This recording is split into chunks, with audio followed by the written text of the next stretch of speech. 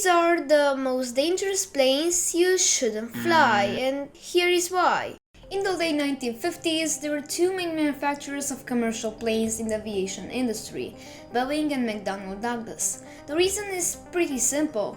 Planes with jet engines were extremely new at that time, and both factories were producing a successful type of plane with that kind of characteristics. The only issue is that these planes had 4 engines, and if you know anything about aviation, airlines hate them.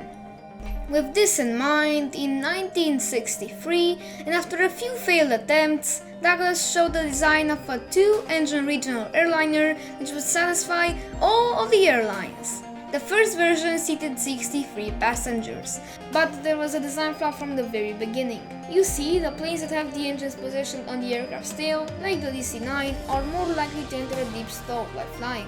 Essentially, a deep stall is an aircraft flying at a very low speed and losing altitude quickly, but in a nose-up style fashion.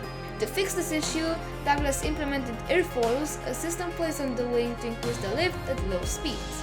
But surprisingly, a lot of the accidents involving this plane were not due to this issue, and 976 planes were produced. This is a table containing on categories each crash of the Douglas DC-9. As you can see, 8 crashes are having as the primary cause aircraft components malfunctioning. Also, the crashes due to the reasons not related to the aircraft are huge, being at 2,401 fatalities.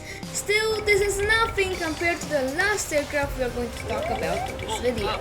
Douglas was not the only manufacturer creating more efficient aircraft. Boeing, a major competitor, also designed the trijet concept, which would assure airlines to save money on fuel and increase the number of routes. This plane also had issues with the deep stall, however Boeing engineers were able to quickly fix them. The magic table shows us once again that pilot error was an important factor in the plane's bad reputation.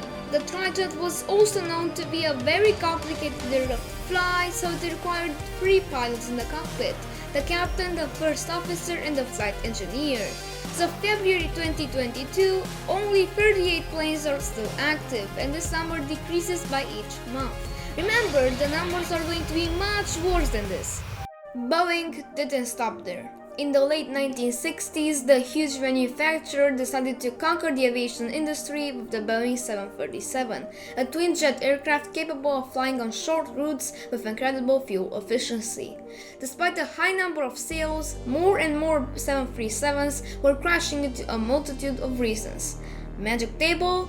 It's time. Looking at the magic table, we can see again that the biggest number of fatalities was caused by pilot error. Many planes of the 60s included a very complicated cockpit, and lots of errors were often made with communication and many more.